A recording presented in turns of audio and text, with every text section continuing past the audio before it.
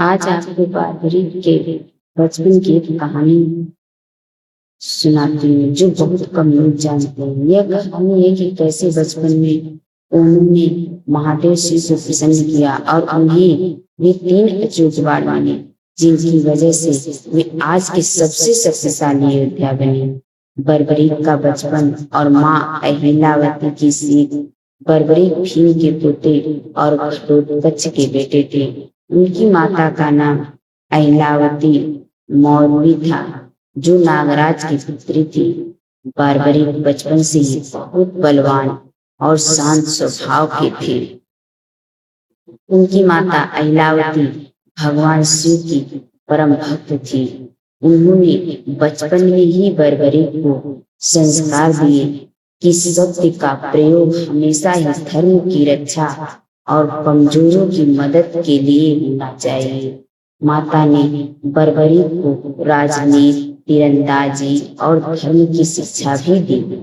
गुप्त क्षेत्र में कठिन तपस्या।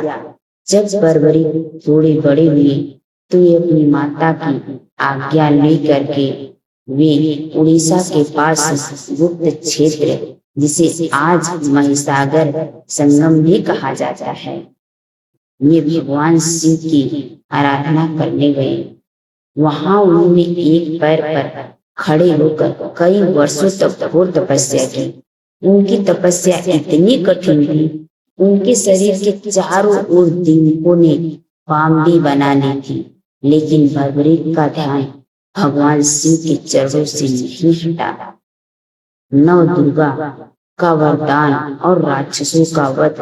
तपस्या के दौरान कुछ क्षेत्र में कुछ राक्षसों ने ऋषियों और मुनियों को तंग करना शुरू कर दिया। बर्बरीक ने अपनी माता के दिए संस्कारों का पालन करते हुए अपनी मानसिक शक्तियों से उन राक्षसों का वध किया और यज्ञों की रक्षा की। बर्बरीक की इस सेवा से प्रसन्न होकर नवदुर्गा देवी चंडिका प्रकट हुई। देवी ने उन्हें आशीर्वाद दिया और कहा, पुत्र, तुम्हारे तीरंदाजी और वीरता के गुण तीनों लोकों में मिले, तुम अजय रहोगे। भगवान शिव से 3 बाण मिलना बर्बरीक की कठिन भक्त से प्रसन्न होकर अतः भगवान आशुतोष शिव प्रकट हुए। शिव जी ने उनसे वरदान मांगने को कहा। बर्बरीक ने कहा, प्रभु, मुझे ऐसा अस्त्र दीजिए जिससे मैं धर्म की रक्षा कर सकूं और जो कभी खाली ना जाए। तब भगवान शिव ने उन्हें 3 दिव्य बाण दिए, इसलिए इन्हें 3 बाणधारी भी कहा जाता है, और साथ में एक विशेष धनुष दिया। शिव जी ने इन बाणों की महिमा बताते हुए कहा, पहला बाण उन सभी शत्रुओं या ठिकानों पर लाल निशान लगा देगा जिन्हें तुम नष्ट करना चाहते हो। दूसरा बाण उन सभी चीजों या लोगों पर हरा निशान लगा देगा जिन्हें तुम सुरक्षित रखना चाहते हो।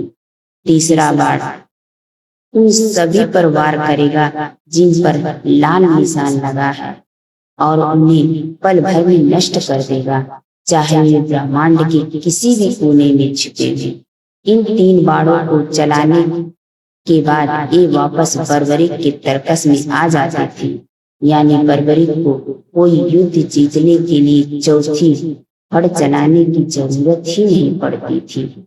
यही वह दिव्य बाण थे जिन्हें लेकर वे महाभारत के युद्ध में चले थे और जिन्हें देखकर स्वयं भगवान श्री कृष्ण भी अचंभित रह गए थे। क्या यह कहानी भी आप पहले से जानते थे या यह आपके लिए नई? कमेंट बॉक्स में जरूर बताएं। जय श्री श्याम दोस्तों।